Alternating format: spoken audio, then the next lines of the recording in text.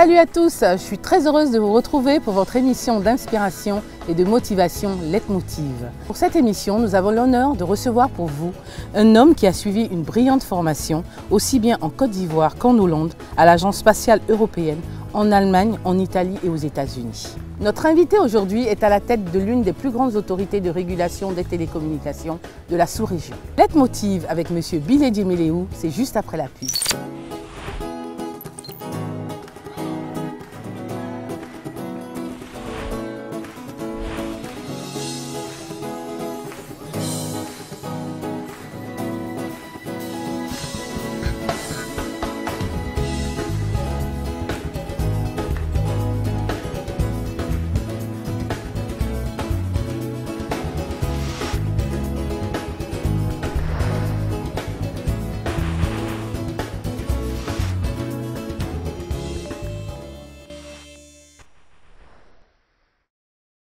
Vous êtes chef d'entreprise, cadre ou jeune entrepreneur? Votre parcours et votre histoire peut inspirer ou motiver la jeunesse africaine. Participez à votre émission Leitmotiv sur RTI2 et partagez votre expérience avec ceux qui en ont besoin. Infoline. Leitmotiv. Nous avons tous besoin d'une source d'inspiration.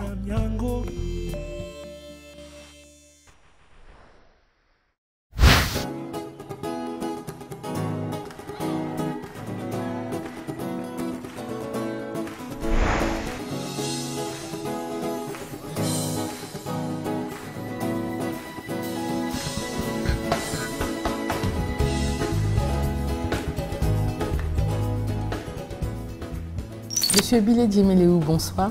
Bonsoir Corinne. Merci d'avoir accepté notre invitation. Un plaisir pour moi de partager ce temps d'antenne. Alors, vous êtes le directeur général de l'ARTCI, l'autorité de régulation des télécommunications de Côte d'Ivoire, depuis 2012. Votre parcours professionnel est plus que remarquable, puisque très jeune, vous occupiez déjà des postes de responsabilité. Quel a été votre cursus scolaire?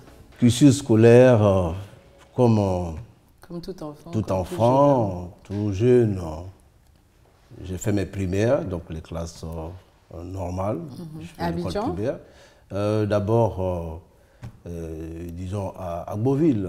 À Beauville, Bouaké, je cite plus les grandes villes, à Beauville, Bouaké, et ensuite à Abidjan.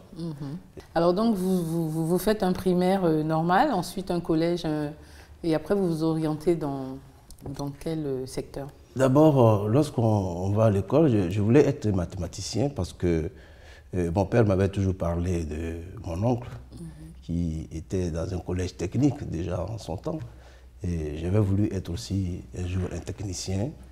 Donc j'ai beaucoup aimé les mathématiques, la physique. C'était vraiment une de vos matières favorites? Oui, peut-être que c'était un don pour moi d'être quelqu'un qui comprenait les mathématiques et la physique. Ce n'est pas tout le monde qui aimait les mathématiques et la physique quand on est allé à l'école. Mais moi, je ne dis pas que c'est un nada, mais j'aimais. Donc vous vous êtes orienté dans cette branche Dans cette branche technique qui fait la suite aujourd'hui. Et quel genre d'élève étiez-vous en classe? Quelles étaient vos matières préférées, les mathématiques, mais quel genre d'élève étiez-vous? Élève bon étudiant, vous aimiez bavarder J'étais un peu taquin au début.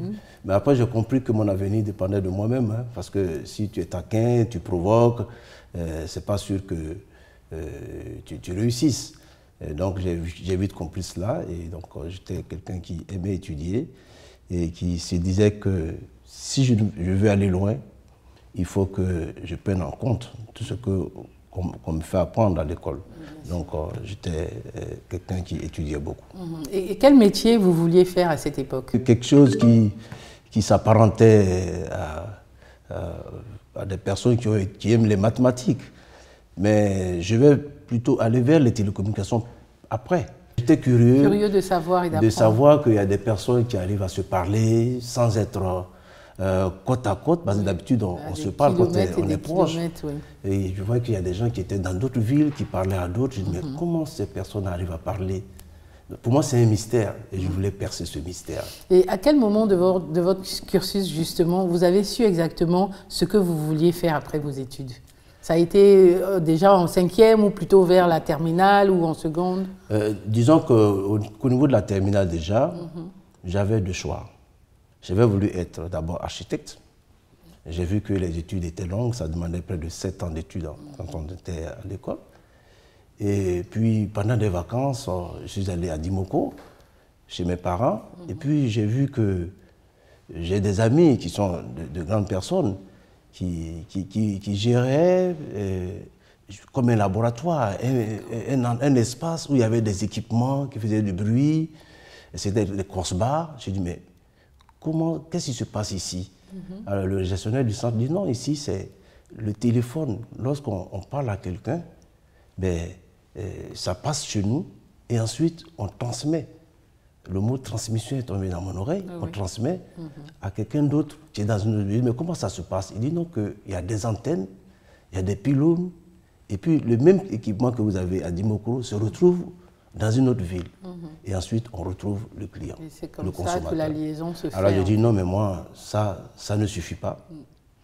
Et donc, là, vous avez commencé à vous intéresser sérieusement à la chose. Sérieusement à la chose, j'ai dit, mais tiens, j'ai tout fait, je me suis inscrit. Ah d'accord. Alors, votre diplôme d'ingénieur télécom en poche, vous décidez pendant 6 ans de vous perfectionner dans les plus grandes écoles, dans les plus grandes agences mondiales, je dirais, notamment en Hollande, en Allemagne, en Italie, aux États-Unis et en France. Comment se passe votre intégration pendant les premiers mois de votre formation? D'abord, les choses étaient tellement faciles aussi en son temps. Lorsque nous avons fini les études, nous devions faire forcément une année de perfectionnement, d'abord comme un stage, voilà. Mais un stage qualifiant. D'accord. Donc je suis allé donc en France pour terminer cette étude-là. Avant de revenir, j'ai commencé à travailler ici en Côte d'Ivoire depuis 1979. Et depuis 1979, j'ai occupé un certain nombre de fonctions. Je me suis retrouvé dans la direction générale des télécommunications parce qu'il y avait quand même en son temps l'Office des postes et télécommunications. Oui. Donc la Poste avait toujours beaucoup plus de pouvoir sur les télécommunications. Mais les télécommunications évoluant tellement vite, la Poste a dû faire la place. Aujourd'hui même, la Poste est rentrée, les TIC sont rentrés dans la Poste. Oui, tout à fait. Et on voit que les deux font bon ménage. Oui, c'est intègre. Alors, quel souvenir gardez-vous de cette période de perfectionnement? D'abord, je me suis retrouvé à Villecreine. Villecreine, c'est pas... Non, Villecreine d'abord en France, où j'étais dans les services de M. Gangera, un spécialiste des transmissions, où j'ai découvert un peu tous ces secrets que je voulais connaître, comment communiquer à quelqu'un qui est loin de vous. Et j'ai vu que cette distance qui me séparait de mon interlocuteur pouvait être vaincue. Et j'en ai fait mon outil, mon orientation, et c'est ce qui va envoyer le reste. Lorsque je suis revenu en Côte d'Ivoire, mes responsables hiérarchiques ont trouvé que je pouvais faire beaucoup plus d'études dans ce domaine. Alors, donc, de retour au pays, vous démarrez votre carrière professionnelle à des postes de responsabilité au vu de votre impressionnant cursus. Comment se sont passés vos premiers pas dans le milieu professionnel, surtout dans ces années où les télécoms en Afrique n'étaient pas développés, n'étaient pas vraiment développés? N'étaient pas développés, mais nous autres qui avions été les premiers jeunes à être en contact avec, à partir d'Europe, nous avons trouvé qu'on pouvait faire connaître ce métier à d'autres. Donc, nous allions apprendre à l'extérieur, mais quand on revenait, on essayait de partager avec les jeunes, les jeunes qui sont aussi sortis de l'école. Ainsi, je me suis retrouvé dans plusieurs pays, toujours dans les études. Je peux vous dire que je me suis retrouvé en Hollande, je me suis retrouvé en Italie, en Suisse, bon, la France, on n'en parle pas, en Angleterre, aux États-Unis. Ça n'a pas été trop difficile au départ? Comment ça s'est passé? Ça peut être difficile, peut-être ma jeune famille que vous avez voilà, qu'on essayait de constituer. Mais pour nous, moi, c'était la découverte, surtout la technologie qui avançait tellement vite. J'ai été l'une des premières personnes, en fait, au niveau technique, à être en contact avec la fibre optique, en perçant le mystère aussi des faisceaux hertziens, surtout numérique, la numérisation venait.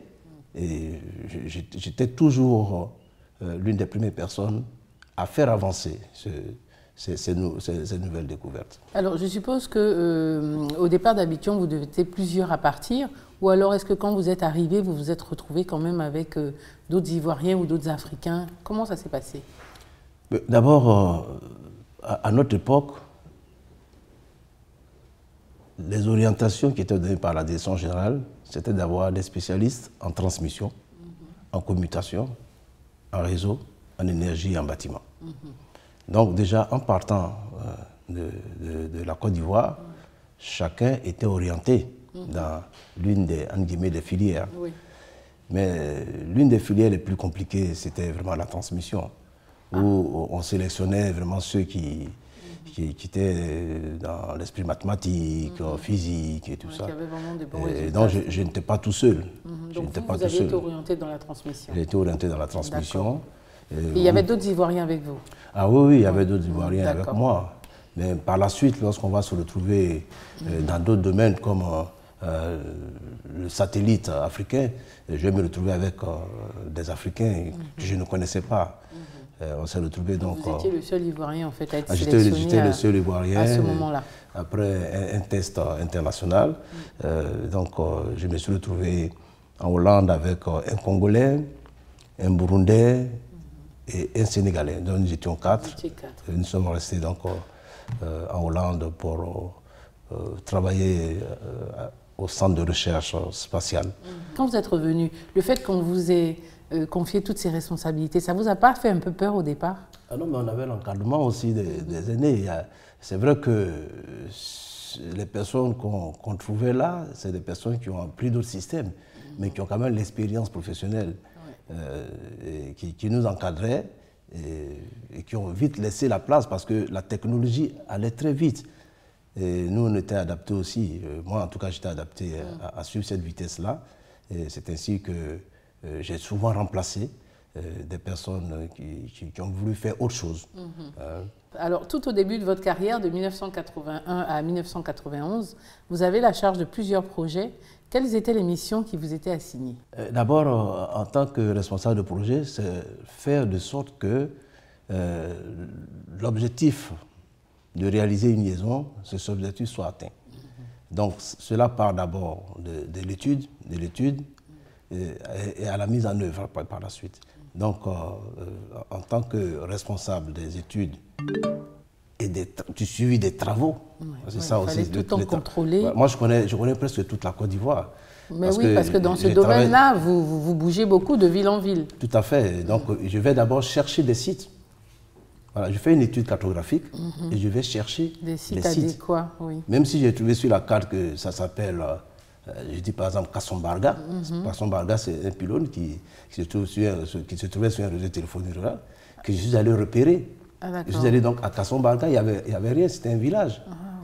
Alors, à partir de 1991, votre carrière va prendre un tournant décisif puisque vous êtes nommé directeur régional, puis directeur du département transmission du leader de la télécommunication en Côte d'Ivoire. Vous allez passer plus de 15 ans dans cette entreprise. Quels ont été pour vous les secrets de votre réussite dans cette entreprise? Pour moi, les secrets viennent des bonnes relations que j'avais avec mes supérieurs hiérarchiques, de mes connaissances techniques. J'ai eu cet appui-là de mes supérieurs hiérarchiques qui m'ont fait confiance. Ça, c'est vraiment un de mes secrets. Ils m'ont fait confiance. Et c'est ainsi qu'on m'a envoyé tout jeune.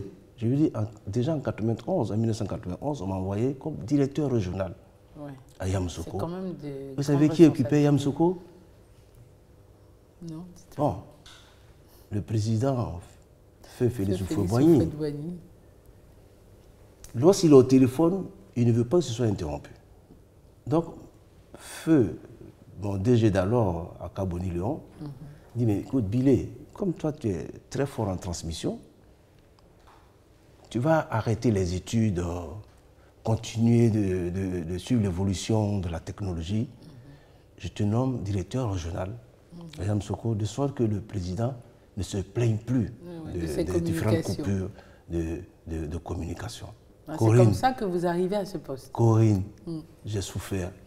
Pendant 2 jours, je me demandais pourquoi c'est moi qu'on choisit pour quitter mon Abidjan. Oui. Mais c'était un challenge Et aussi. toute ma famille est allée m'installer à Yamoussoukro. Bon, mais Yamoussoukro, c'était Alors, pas je si suis allé loin. voir un de mes supérieurs hiérarchiques, j'ai dit, mais tiens, monsieur Feu Kofi Kakou, j'ai dit, mais est-ce qu'on me demande? Il dit, tu sais, l'avenir, là, c'est comme ça. Oui. Il faut partir. Va dire au DG que tu acceptes. J'ai dit à mon épouse, elle dit, non, on va aller. Comment on va faire? Pas le choix. Mais je suis allé parce qu'on voulait que je veille sur les moyens de transmission, sur les moyens de télécommunication, sur le personnel qui travaille dans cette région et faire de sorte que le premier chef de l'État de Côte d'Ivoire n'ait pas de problèmes de télécommunication, qu'il puisse parler à tout le monde entier. Parce que là-bas, on lui a mis après une fibre optique entre Abidjan et Bouaké. Déjà à cette époque. Et c'est moi qui ai fait installer cette fibre optique-là, qui a suivi les travaux. J'étais le responsable du projet. Félicitations. En plus des faisceaux hertziens qui étaient là, on a aussi installé par Comsat une liaison par satellite. Donc tous les moyens étaient là. Et comme c'était mes spécialités, le DG d'alors ne s'était pas trompé en me demandant d'aller veiller sur tout ce qui était comme télécommunication. Et après, je ne voulais plus quitter. Voilà, donc ça a été une belle expérience. Parce qu'en fait, c'était une société en miniature. Et vous êtes resté combien de temps à Yamoussoukro? Je suis resté 5 ans. 5 ans. Et au bout de 5 ans, qu'est-ce qui fait que vous devez changer de... Ben, il y a eu les changements qui sont survenus. Il y a eu un nouveau chef de l'État, il y a eu une nouvelle organisation, il y a eu bien sûr de nouveaux ministres. Et on m'a proposé d'être cette fois-ci directeur régional d'Abidjan, donc du sud de la Côte d'Ivoire.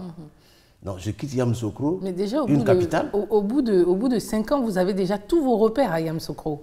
Ça ne doit pas être facile pour vous encore de revenir. Un homme doit savoir changer et s'adapter chaque fois. Oui, je suis d'accord avec vous. Et j'ai changé, je me suis adapté. Donc vous voyez, c'est une progression pour moi, c'est un challenge. Tout à fait. Je prends Yamoussoukro, le résultat est apprécié. Et, du coup, on m'envoie à Abidjan, qui est la capitale économique. Parce que là, maintenant, Yamoussoukro, du coup, c'est devenu trop petit pour vous. C'est nous qui organisons la privatisation par la suite, en 1997. Voilà. Donc Abidjan, maintenant, de nouveaux challenges. Abidjan avec tout ce qui est compliqué. Vous comprenez, le réseau ici, il y avait des lignes parallèles, des gens qui détournaient les lignes des autres. Il fallait veiller. J'étais à la fois commercial, j'étais commercial, technique, administratif et tout ça. Mais ça, cette fois-ci, c'est à grande échelle. Parce que l'échelle de Yamoussoukro, c'était un autre niveau. Mais là, on m'envoie à Abidjan. Et il faut dire que je me suis battu, avec bien sûr mes collaborateurs. Toujours. Et je pense qu'on a réussi, puisque tout ça, ça a permis de faire la privatisation. Et après la privatisation, bien sûr, on a continué d'être avec l'équipe qui a repris Citelcom. Et nous sommes là toujours. Ah bon, en tout cas, vraiment, félicitations, Monsieur Bilé. Alors, Monsieur Bilé Djemileou, je vous propose de revenir sur votre parcours juste après une courte page de publicité.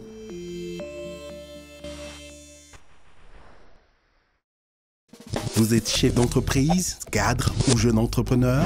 Votre parcours et votre histoire peut inspirer ou motiver la jeunesse africaine. Participez à votre émission Leitmotiv sur RTI2 et partagez votre expérience avec ceux qui en ont besoin. Infoline. Leitmotiv. Nous avons tous besoin d'une source d'inspiration.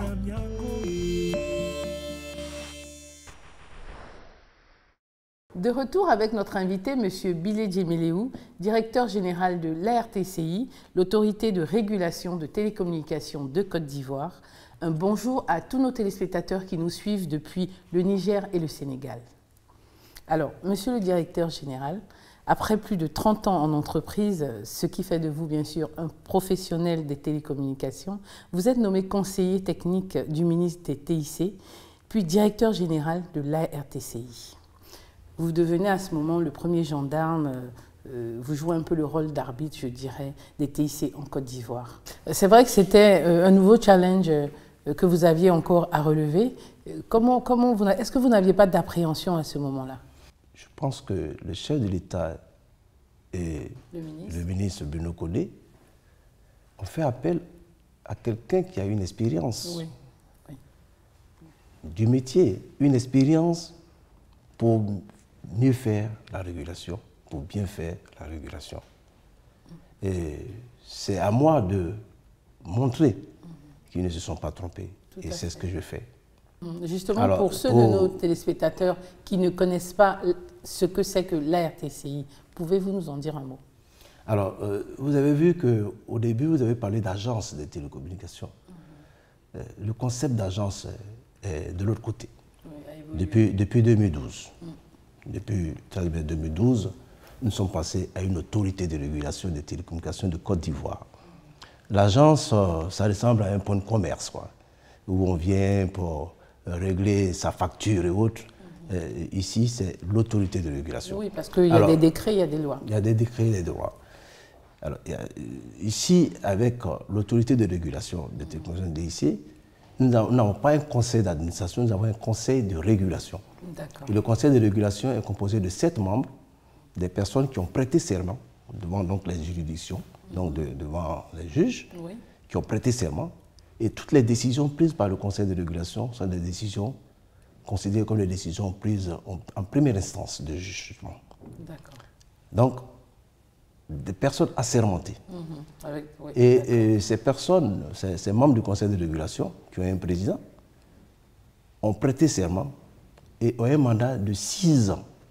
6 ans non renouvelables. Vous voyez un peu combien de fois l'encadrement est fait. Et le directeur général, qui est nommé par le chef de l'État, a un mandat de 4 ans, bien 4 ans, renouvelable une seule fois. Donc après un certain nombre d'années, donc total maximum 8 ans, vous ne devez plus voir le même directeur général. Ah, donc ça change. Ça doit changer. Vous voyez, c'est pour mieux encadrer, mieux gérer la régulation. Et je pense que quand vous avez fait quand même 8 ans à ce poste-là, vous devez chercher à faire autre chose, à aider autrement l'État de Côte d'Ivoire, tant que vous avez encore la force et l'intelligence de le faire. Alors, nos missions, nous avons ici, on parle de télécommunications TIC, mais c'est nous qui avons la mission de régulation de la loi postale. Donc la poste est régulée ici, les télécommunications, c'est régulé ici. Nous avons la protection des données à caractère personnel. Toute la base est ici, en fait. Tout à fait. Les transactions électroniques, les noms de domaine, donc le .ci que tout le monde utilise, mais c'est la RTCI qui gère le nom de domaine. Et puis, je vous ai parlé donc des transactions électroniques. Vous voyez un peu, notre domaine est plus large que par le passé. Et puis, bien sûr, la sécurité des réseaux. Je veux parler de l'Internet. Avant, dans l'agence, on ne parlait pas d'Internet. Oui, d'accord. Aujourd'hui, donc ça s'est élargi. Ça s'est élargi. Voilà. Plusieurs domaines, près de 6 domaines. Donc c'est presque 6 entreprises que vous trouvez ici. Dans d'autres pays, c'est comme ça. Regroupées ensemble ici. Ouais, regroupées ici. Dans d'autres pays, c'est 6 entreprises. Ah, okay, mais le chef de l'État a bien vu, en confiant toutes ces activités au secteur de l'ARTCI. Et je vous dis, nous arrivons à réguler. La preuve, notre rôle, c'est de coordonner, faire de sorte que ces 3 piliers-là, je vais parler de l'État, je vais parler des opérateurs et les consommateurs, nous soyons le gendarme qui permet à ce secteur de bien fonctionner. Voilà un peu notre rôle. C'est une animation exaltante aussi. J'imagine. Malheureusement, M. Bilé Djeméléou, le temps qui nous est imparti touche à sa fin, mais nous donnons rendez-vous à nos téléspectateurs la semaine prochaine pour la suite et fin de cette émission qui vous est consacrée. Que Dieu vous garde. La semaine prochaine, dans Leitmotiv. Dans notre secteur, quand on parlait d'opérateurs, il y avait 7 opérateurs. Aujourd'hui, vous savez combien il y en a? 3? Il y en a 4. 4, voilà, 4. Le quatrième est sur papier. D'accord. Il y en a 4. Il arrive alors. La plupart des pays africains prennent exemple sur la Côte d'Ivoire. C'est des demandes de visite et de séances de travail. Il ne faut pas se décourager parce que déjà, il se dit que 80% des emplois d'avenir dans le secteur ne seront visibles que d'ici une vingtaine d'années. Oui. Donc l'avenir leur appartient. Ils ont toutes les chances. Ils ont toutes les chances et nous autres qui sommes les devanciers, ne pourrons que les appuyer. Que Dieu vous garde. Non, que Dieu vous garde, c'est là-bas. Non, c'est très bien. Mais si Dieu me garde, là, je parle. Non, mais je vais juste faire que Dieu vous garde là.